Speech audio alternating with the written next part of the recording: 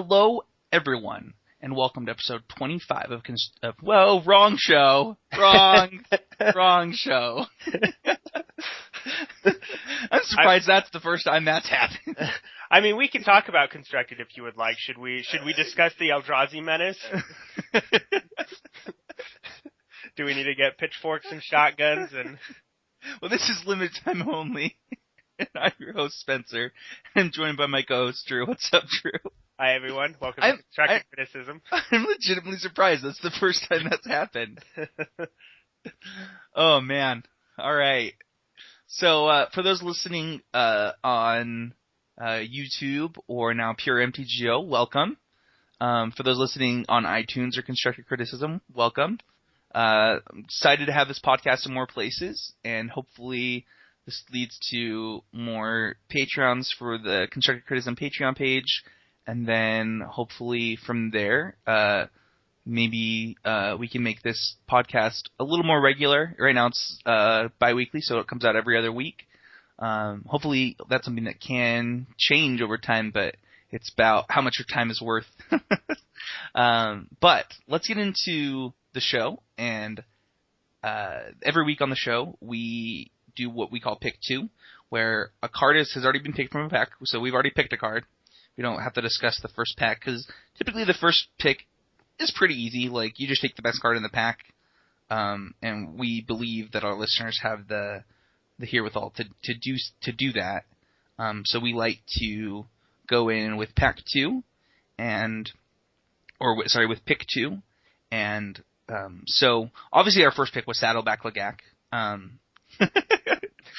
It was actually a really bad pack though, so we were quite happy with that.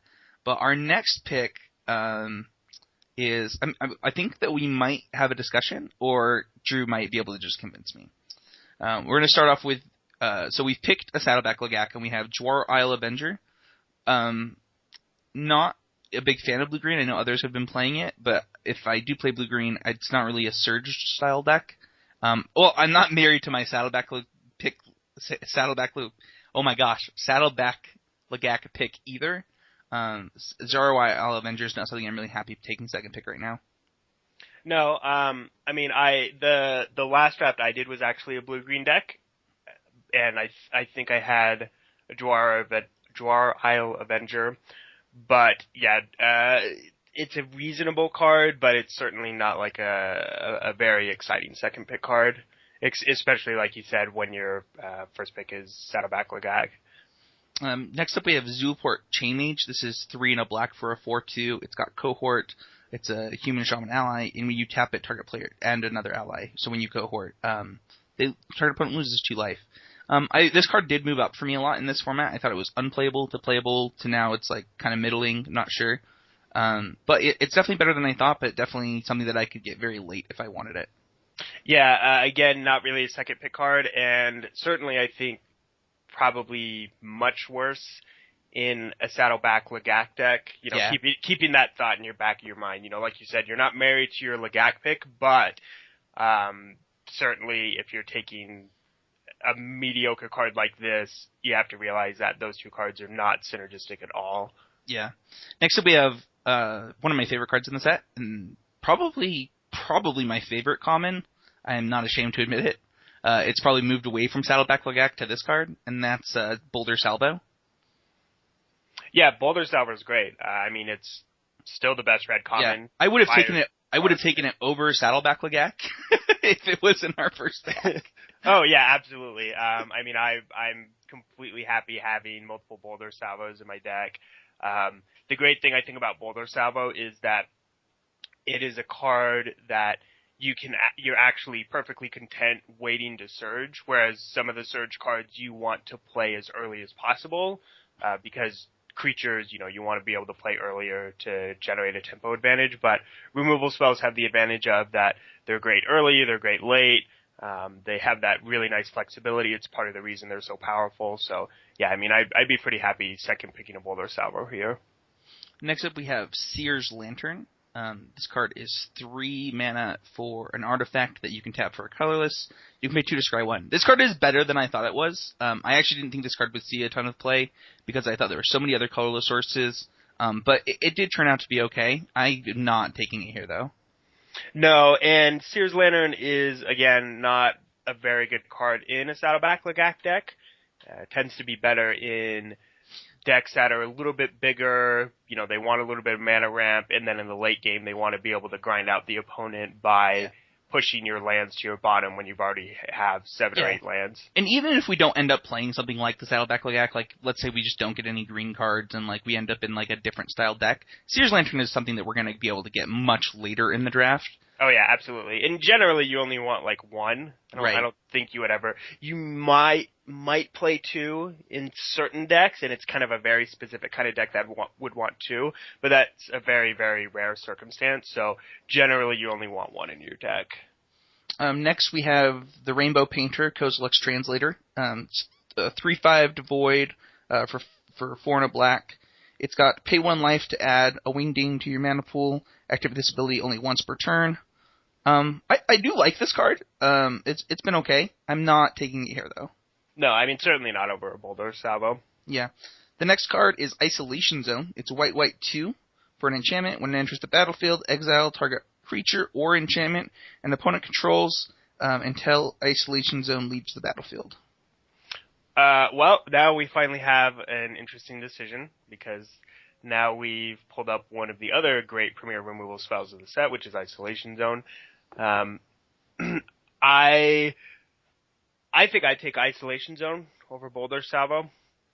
It just tends to be unconditional, flat out, remove any creature. Also has the side benefit of, if they have a pesky enchantment or artifact, you can also exile that.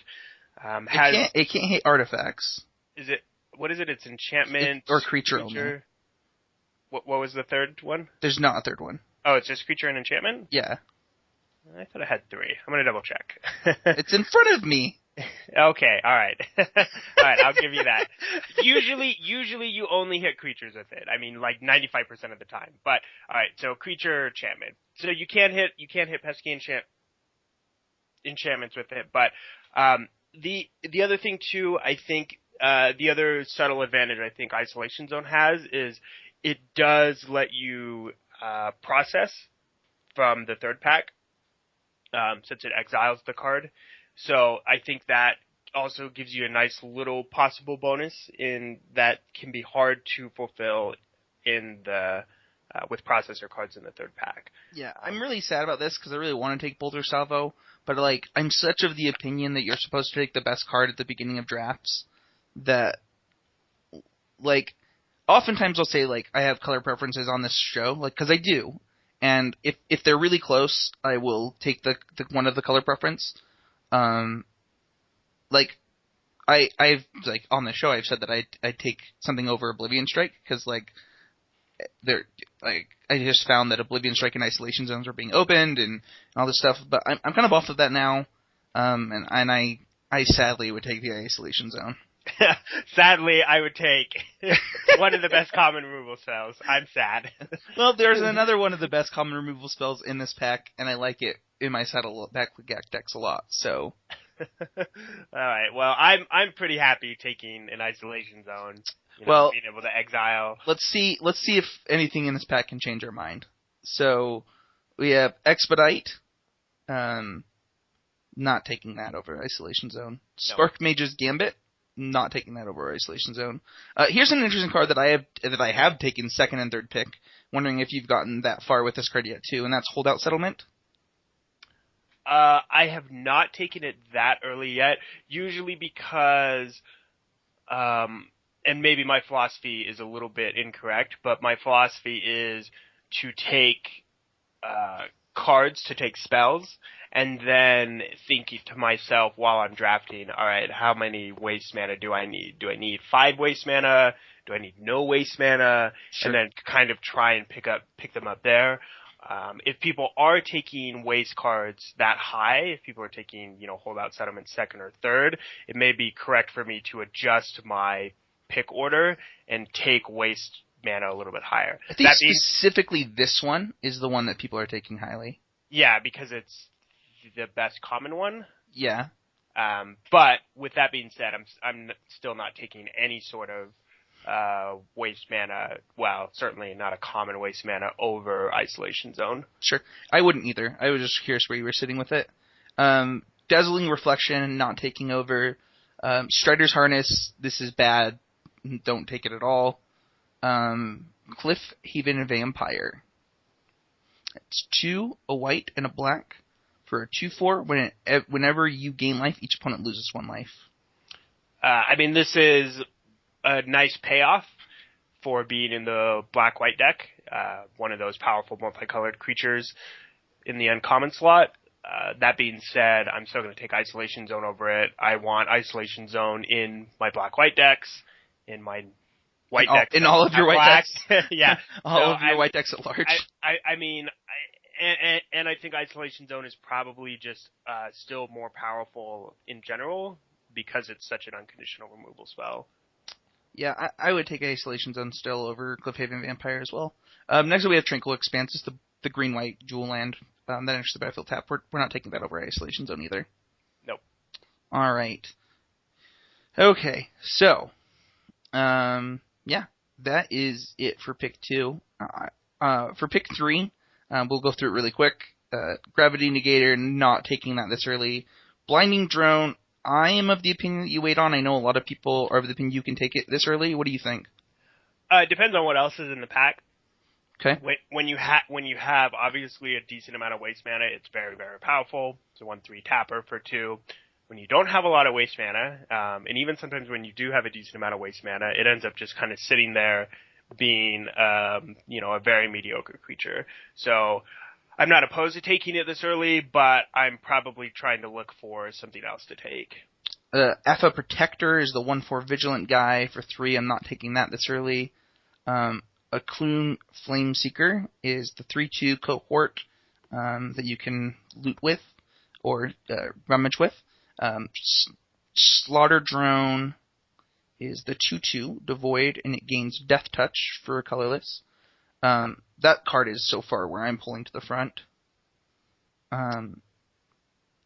Corpse Churn is not something that I'm willing to take here. Witness the End. I have seen this card see a little bit of play, and I think it's fine, but once again, not here for me. That's the target player exiles 2 cards and from their hand and loses 2 life. Yeah, I mean, for me so far, I'm still looking at Blinding Drone out of the cards you've listed. Okay. Kozilek's Pathfinder is the 6-mana 5/5. I can get these really late. I don't need this early. No, I mean you don't need an expensive creature that's medium at this point. Minkindi Aeronaut is 1 and a white for a 1/3 flyer. That's an ally. I actually think this card is fantastic. I've been more and more impressed with it every day.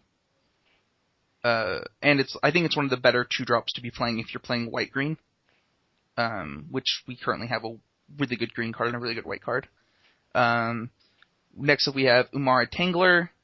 This is the 2/1 prowess. Not taking that this early. Rolling Waters, green or blue 5. Return up to 2 target creatures and then draw 3 cards. And then target player draws 2 cards.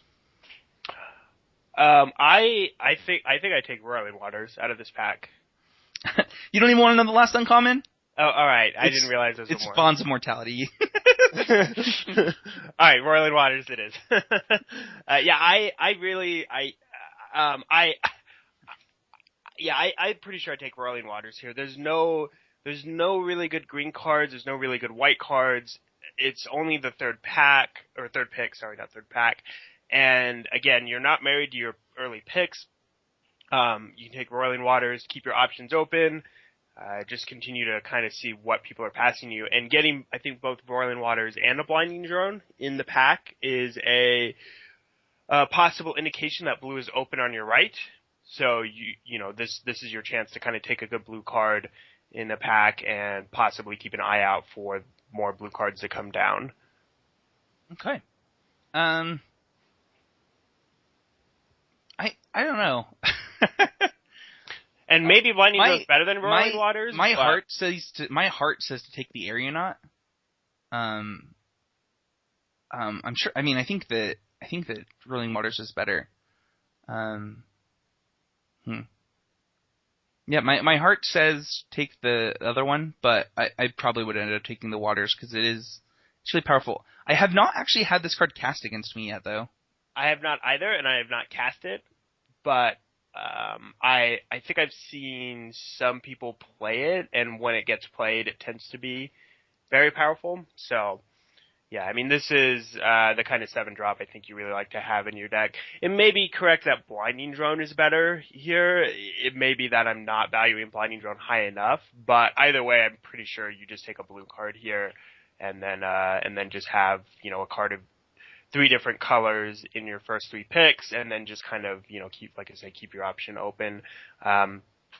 Again, what we've talked about before, where your first pick is probably your least important pick in terms of where you end up in your colors, because, you know, you're just taking whatever the best card is, and what you get past is generally more important than whatever color your first pick is. And especially with a card like Saddleback Lagak, I mean, you're not really bending over backwards to try and make, you know, Saddleback Lagak work in your deck. So Frank Karsten has Roiling Waters behind Slaughtered Drone and way, way, way behind Blinding Drone. All right, and that's fair enough. And I think limited evaluation of limited cards tends to also be based on player styles. I know Carson is a little more methodical in terms of his evaluation of formats, but I also think certain players value. Yeah. You know, we've talked about this before, where you have a player like, you know, Luis Scott Vargas loves a card like Roiling Waters. It's expensive. It has a very powerful effect.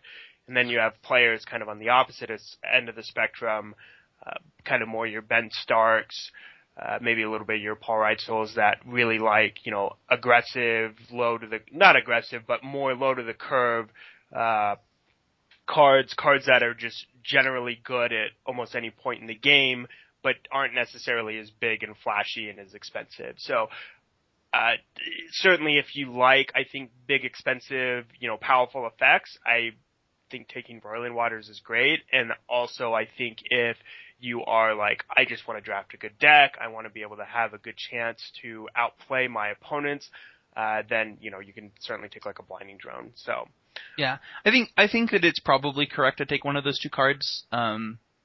You know, it's my heart is wrong. I know that. It's one of those things you have to get over in life where you're like, oh, man, I really want to take this white card. I already know I like it, and I already have a good white card. But in the end of the day, like, you have to be disciplined and you have to do what's correct for your draft. So, yep. All right, let's talk about something that I feel like is mentioned a lot in the world of Magic, but nobody like delves too deep into it.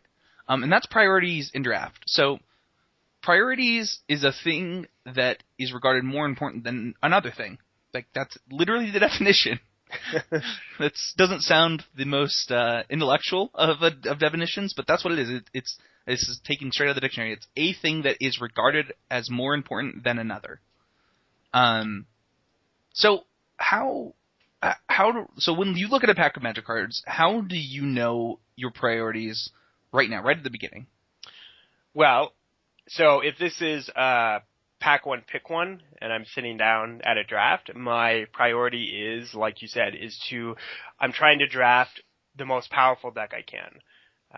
And now when you say power in terms of Magic, that means cards that are going to allow you the best chance to win the game. And so when I'm opening a pack, what I'm looking for are those high impact cards. And there's an acronym people really like to use a lot. I personally don't use it. I probably do to an extent, right? I probably have a heuristic that processes things in this order, but I'm not like consciously thinking of it. And that's bread, which is, let's see if I can remember this. That's bombs, removal, and then I literally can't remember the rest of it. But yeah, so generally, you're looking to take like a bomb card. So for example, if you open a pack and you go, oh, I opened, Linvala, right? Linvala the Preserver. Very, very powerful card, very swingy, tends to win games when you trigger it, if you gain life or if you generate an extra creature off of it. And usually you can set up a game where you can do that. So the reason that you don't remember the rest of it, by the way, is because it was E is efficient spells. Okay. A is aggro, and D is dregs. Gotcha. All right. Because the last three literally have been like wiped from our memory. Because the important part was that you needed to prioritize those two things. Right. And like it's pretty. Once you've played Magic, it's pretty common sense to, to prioritize something that's like an efficient spell, right? Like something that's very high on the vanilla test, like a 3/3 for 3 is like just something that's very efficient, and that would be something that you would take over, like a Goblin Piker, right? That's just something that in your head after you've played a few games of Magic, I think you start to understand quickly. But I think that it does take longer for people to realize how important removal is in their draft deck.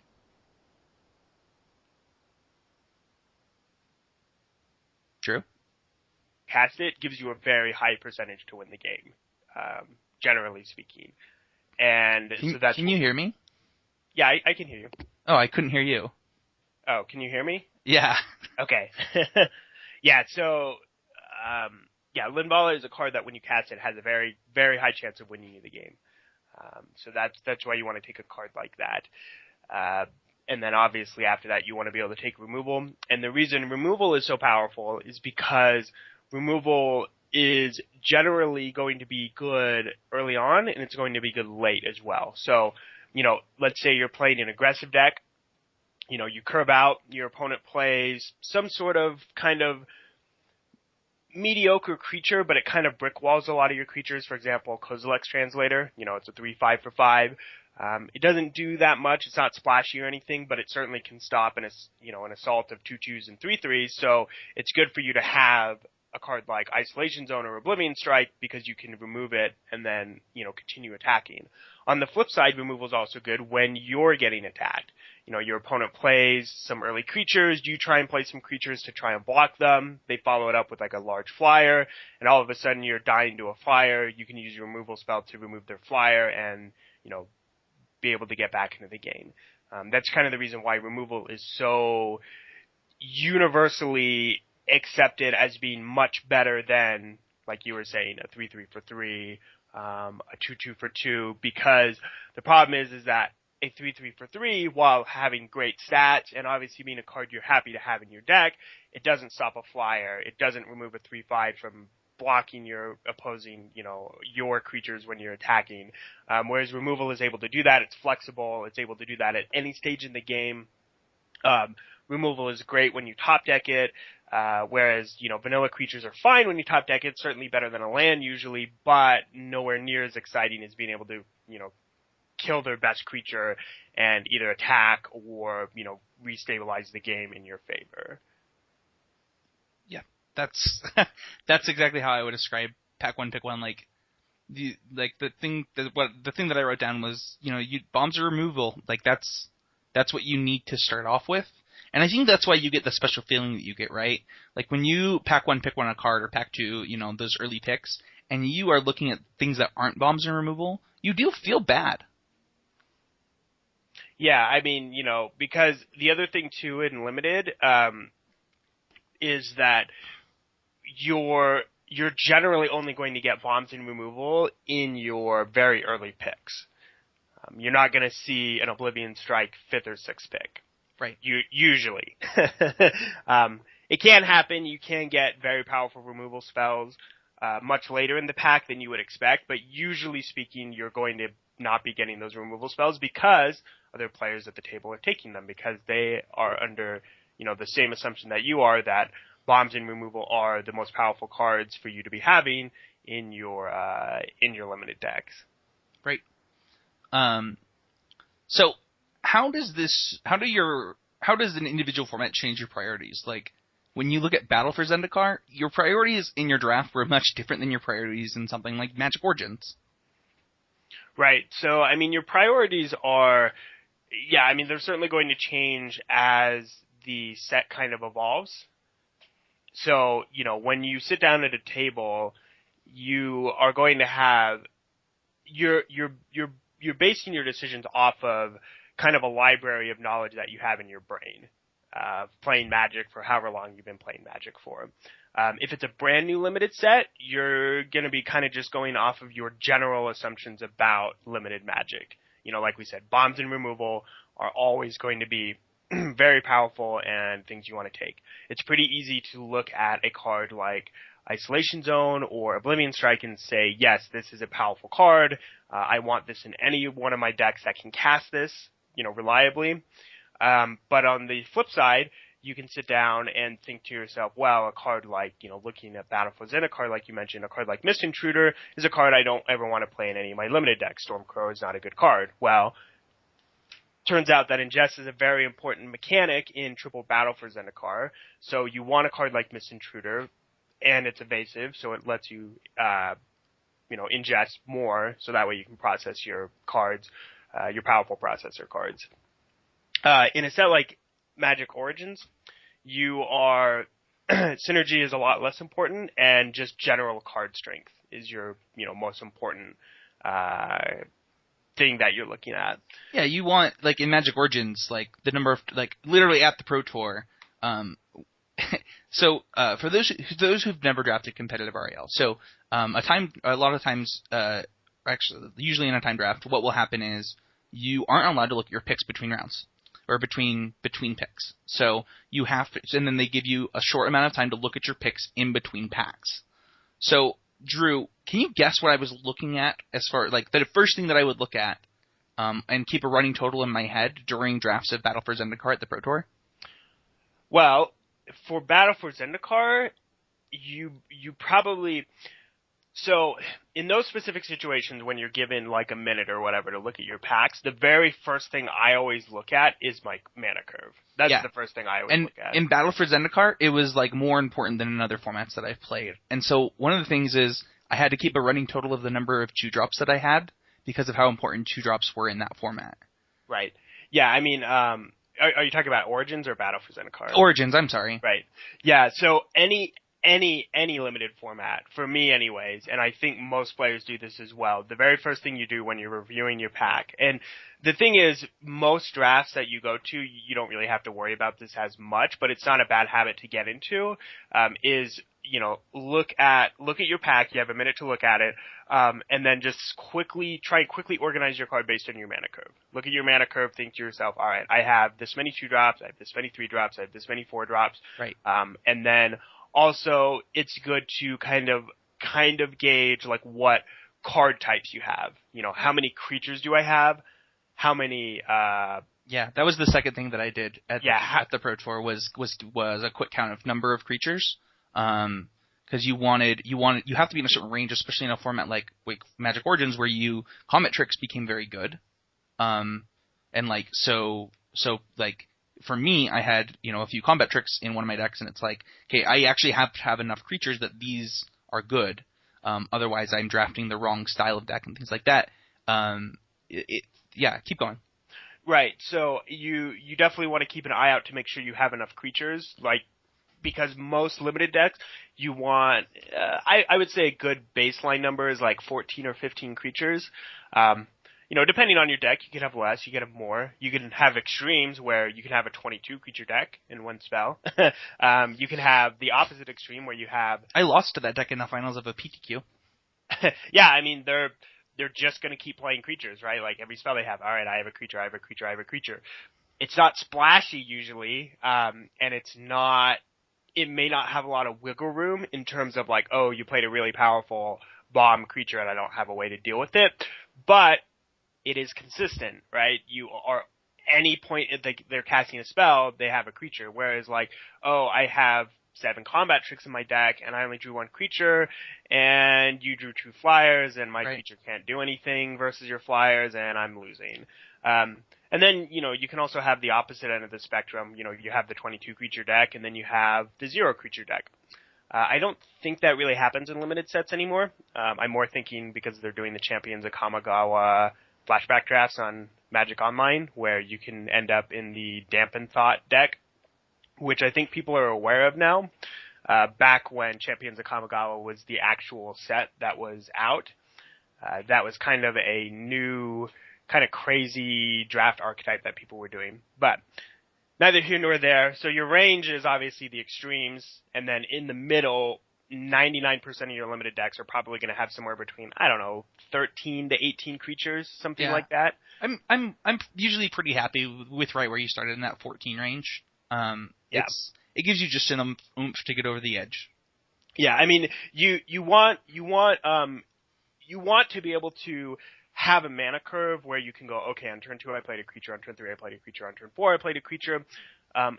Not always going to happen, but you want it to happen more often than not. But you also don't want a deck where you just play a bunch of creatures and then your opponent, like I said, plays some flyers, or they play, they play some really powerful creature with like an activated effect or something like that.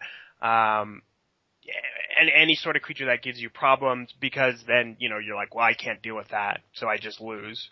Which is, in Magic, you always want to be able to have the ability or the options to possibly get out, of your opponent having something. It's a reason why people will sideboard in counterspells versus powerful sorceries or instants. Sure, sometimes you don't draw the counterspell and they draw their card, but at least you have the ability in your deck to stop whatever powerful thing it is that they're doing. And if you don't have that option, you just have to basically be like, cross your fingers, I hope they don't draw it. And then when they do draw it, you're like, well, that sucks, I lost because they drew it. So, yeah, I mean, definitely going back to what you were talking about earlier with reviewing your picks, mana curve, number of creatures you have, and then keeping an eye out for what you need in the next upcoming packs, in Pack 2 and in Pack 3. Yeah, and we'll get into that part in just a second too. But the next thing I want to talk about is finding the open colors, and how does that affect your priorities? This happens pretty early in the draft, and I think that some people sometimes miss that they're not doing this. I think a lot of times people will be like, oh, I drafted a green card and a white card, I'm white-green, like Pack 3. And it's like, I mean, like, my heart almost did that in the packs we just did. And it's just not always correct. You have to prioritize, like, some kind of knowledge of what's going on around you. And also, like, once you find your open colors, certain colors have a hard time getting certain things. Like we talked about 2-drops earlier. There are certain colors that may only have, like, 1 or 2 playable 2-drops. Or, like, maybe their top end, like, there's only so many good playable big things that you can only get out of this color combination, or maybe removal is very, sparse in the colors, and so finding your open color so you know what you want going into Pack 2 can be really important. Right. Yeah. No. That makes a ton of sense. Where your curve considerations can be heavily influenced based on your knowledge of what's available in a given color. Yeah. I think that's something that might be a little underrated, is like knowing what how many playable in a certain certain part of your curve there are in your color combination. Right. Yeah. I think that definitely is important to consider. So yeah, I mean, I always try and keep those keep that in the back of my head whenever I'm drafting.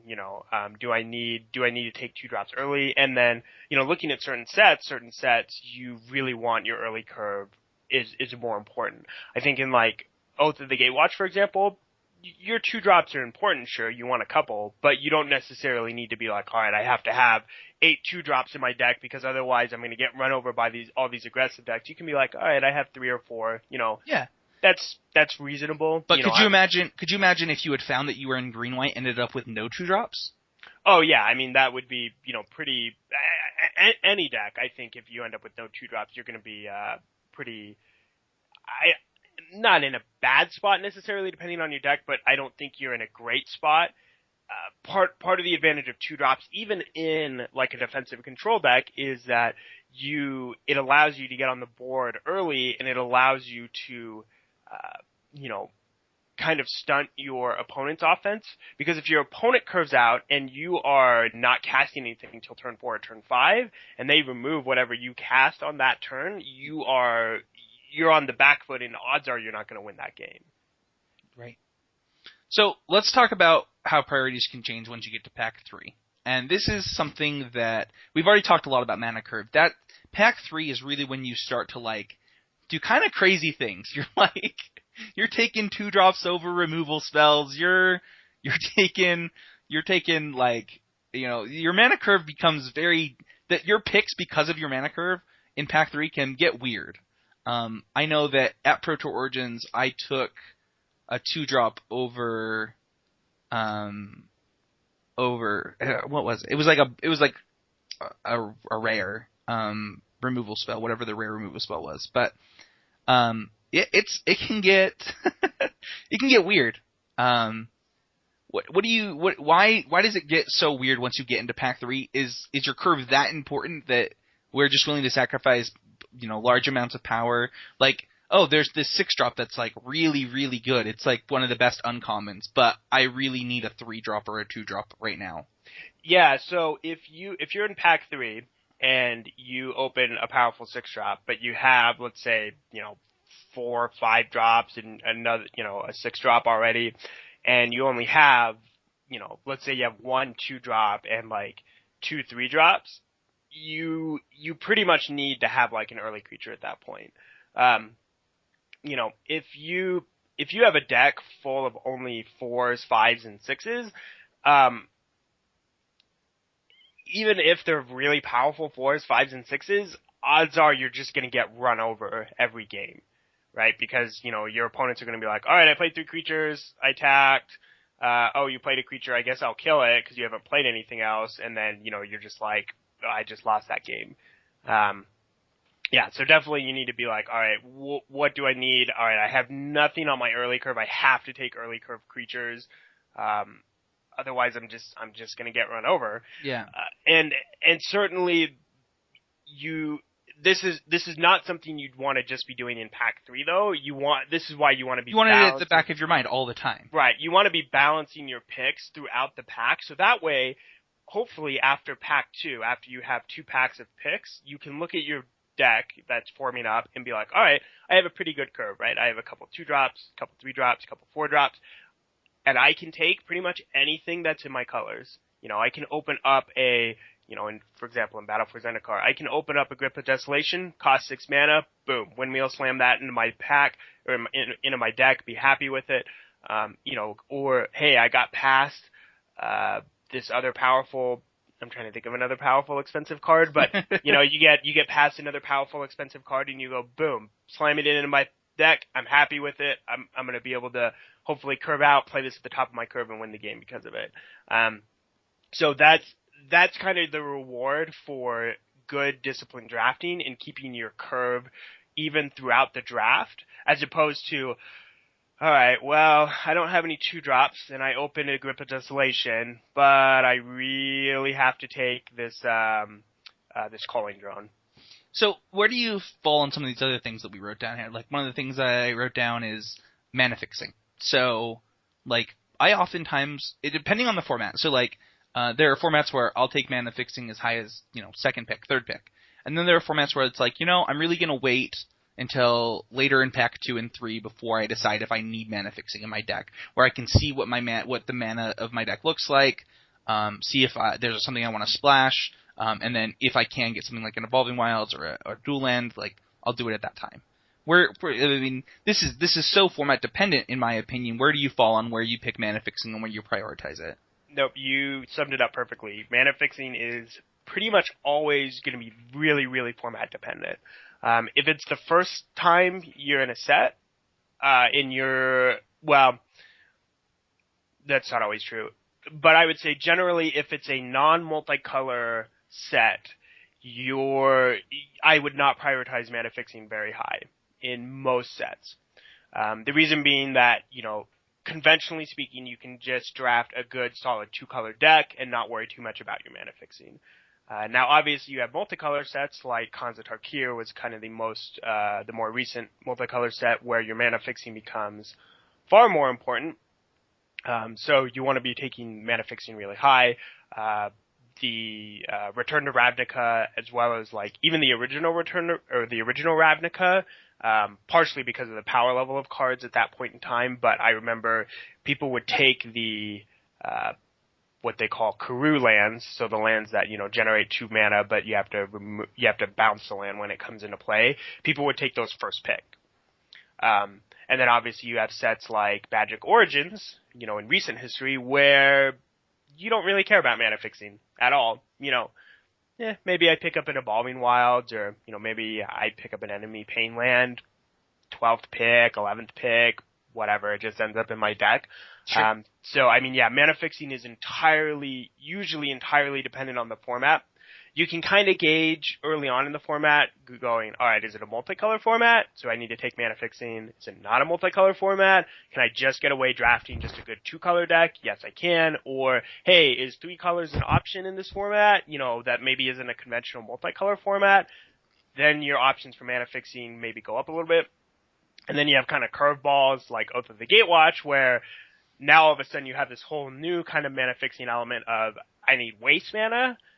So obviously now you're kind of keeping an eye out for, 1, you want waste mana, and 2, mana fixing becomes a little bit better in Oath of the Gatewatch, or a little more important, because if you're putting waste mana in your deck, you're reducing the number of colored sources, even in a 2-color deck.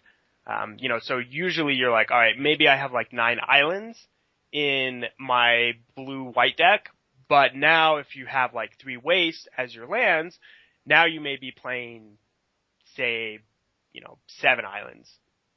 So now you have less blue sources in your deck.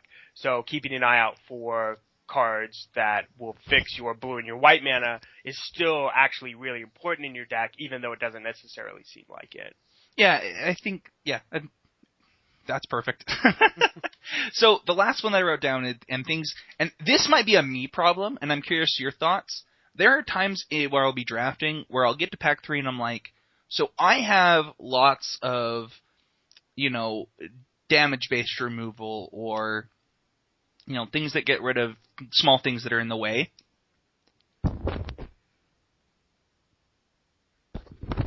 But what I'm missing is something that kills something large and in charge that my opponent could play. And so I might take a Smite the Monstrous pack 3 in my red-white deck over some other, very efficient creatures, even though I don't know how high I actually have Smite the Monstrous on my draft. Is this something that you ever run into, Drew, where, you just will take, maybe not the greatest removal spell, but something that will kill my opponent's bomb? You talked about counter spells. This is something that I find that maybe, I'll take something like a Dissolve pretty late, over another playable card, because I'd rather have that in my sideboard to deal with a bomb than not have anything at all. Right. So it is something to kind of think can I deal with, a 5/5? Yeah, can I deal with a 5/5 if it comes into play or whatever? And then sometimes you just have to think to yourself, well, I think my deck doesn't necessarily have to always deal with a card like that. Sometimes you can, even though earlier I was talking about, you don't want your opponent just to cast a card and you just be like, oh, I lose because you cast that card. Sometimes your deck can be powerful enough where you can be like, alright, I can work around it a little bit. But, let's say, so again, it's always going to be dependent kind of on where your deck is. So let's say you open a Battle for Zendikar pack and you have 7 2-drops and you're in some sort of, like you said, a red-white ally deck. And your options are, maybe it's a middling pack, there's not really anything great in red and white. In your pack, your picks are Reckless Cohort or Smite the Monstrous. Yeah, I'm pretty sure I'm just going to take Smite the Monstrous there. I don't really need another 2-drop. I don't need a middling 2-drop in my deck, but having the option to be able to, kill something large is, I think, a nice option. Even if you just sideboard the Smite. You could take a Smite the Monstrous and be like, maybe I don't main deck this, maybe I do. But either way, you can just put it in your sideboard if you have to, and then have the option to bring it in if you need a way to kill a large creature.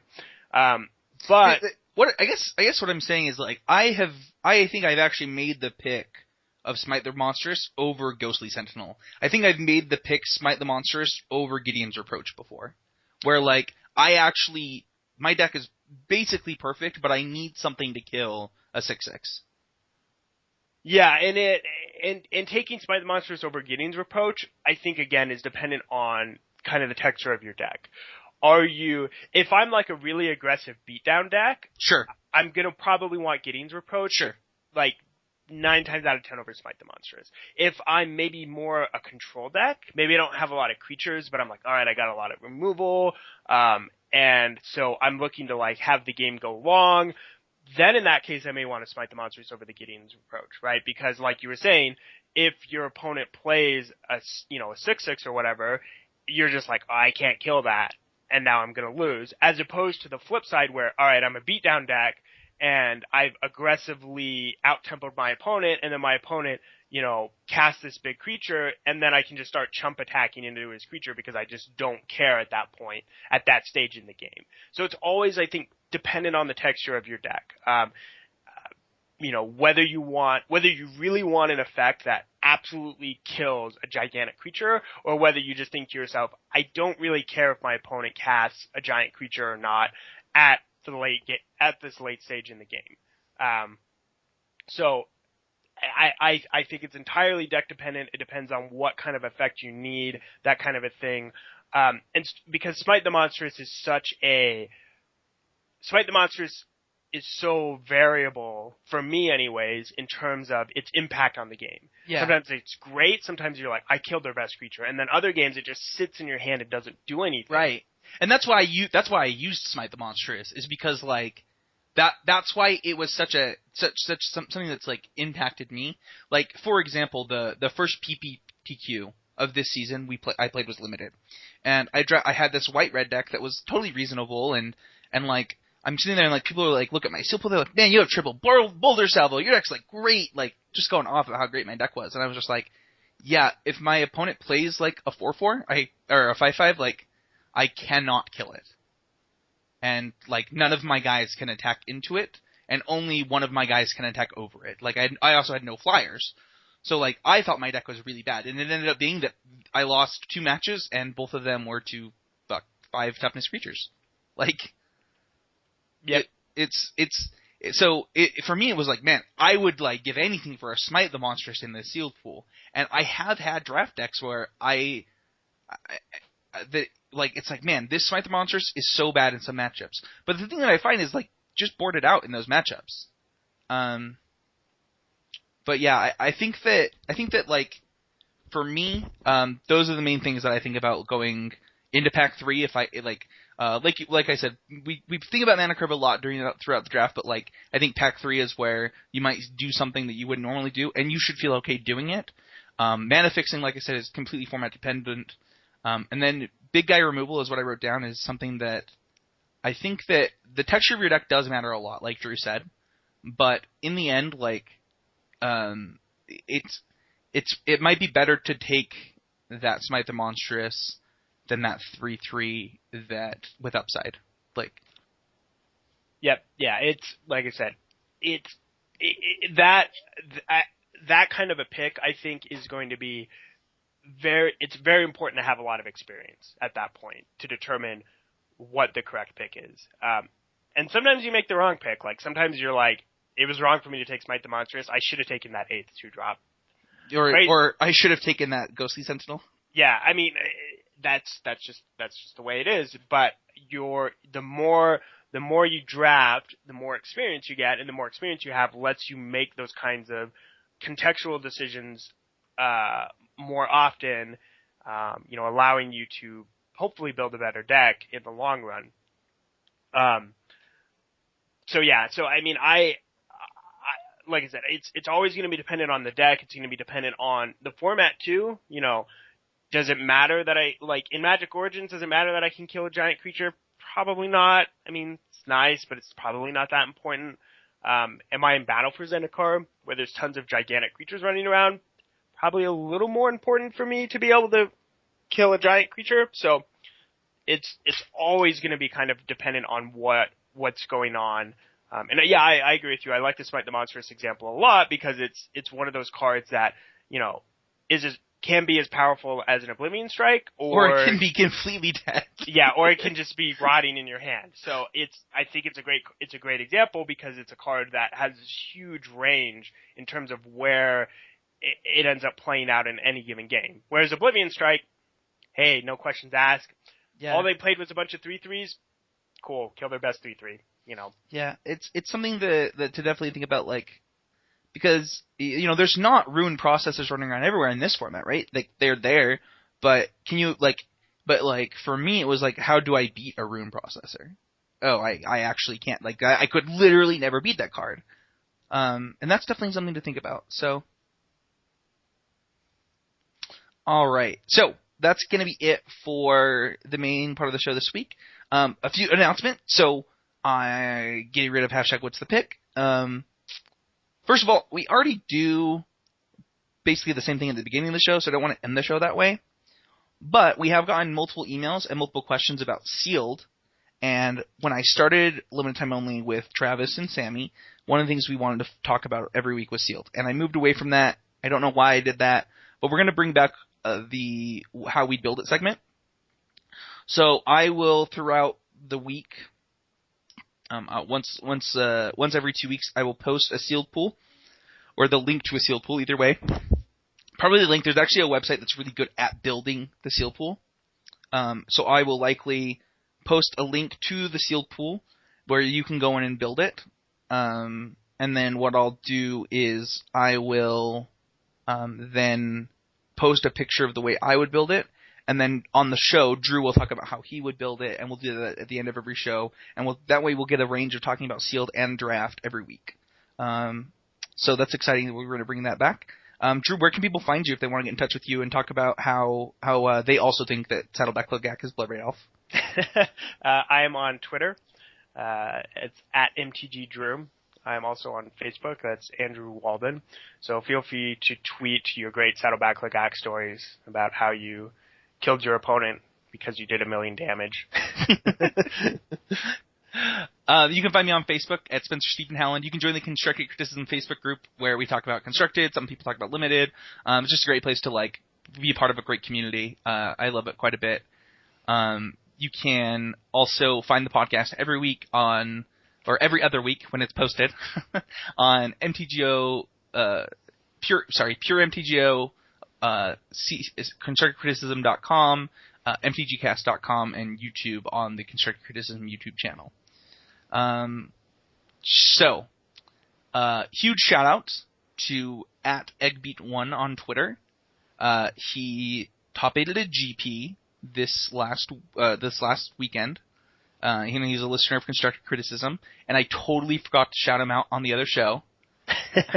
So we are Constructed Criticism now. Well, no, so I tweeted at him. I was like, "Oh my gosh, I'm so stupid.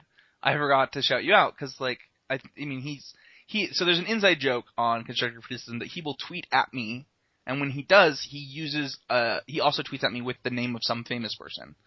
So, yesterday he tweeted at me and Casey, and he included at Bernie Sanders in it, and he says, "Well, I met my goal of getting back to the Pro Tour. I guess that's #alwaysimproving." And he does this because, I made a joke because somebody tweeted at me with Patrick Chapin once. They asked me and Patrick Chapin a question. I was like, "Well, this is my life goal. I'm now in the conversation with Patrick Chapin." And so I made that joke on the podcast, and now multiple people, when they tweet at me, do that. And he's the one that started it. So he's a really cool guy, really cool to interact with. I'm going to get his name correct.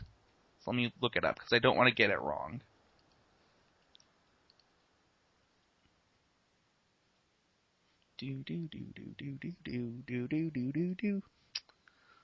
Oh, Drew. How am I taking... Okay, there we go. It's Luis. It's either Lewis or Luis. I'm going to get this wrong. Gosh darn it. Luis Thomas Gregg. He top 8'd a GP this last week, and I just want to give a huge shout out. He playing Red Green Eldrazi, just crushed it, and just want to give him a shout out. And shout out Drew for coming on and talking Limited with me. I'm kind of excited to. This format did not last for as long for me as Battle for Zendikar did. I'm not as into this one as I was BFC. I feel like this was a little easier to figure out. Yeah, this format tended to be more about power than synergy. So, you just kind of take whatever the best card is. It was still really fun. I'm still enjoying it. I'll still play Limited. It's just I I don't like have this dying need to go jump in a sealed league today. Yeah. Yeah. So, let's see if I have any shout outs. I would say, you know what, I would say shout out to just, I guess, the local stores, mostly because they are, you know, Utah, I don't know if I've talked about this before on the podcast, but Utah has a gigantic wealth of options when it comes to PPTQs in the area for players to go and play in to qualify for.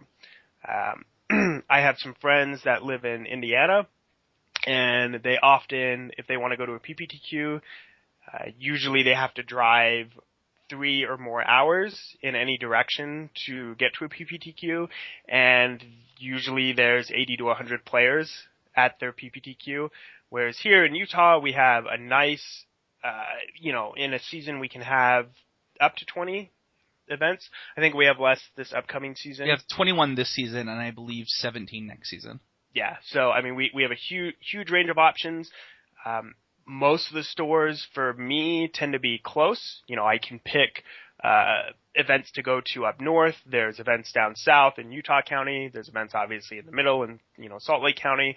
So I think it's awesome that the stores are continuing to run PPTQs.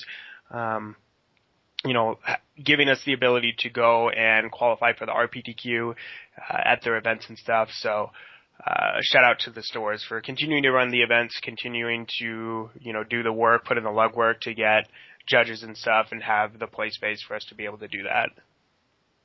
Awesome. Well, thank you everybody for listening this week, and we'll see you guys all next time. Yep, see you guys later.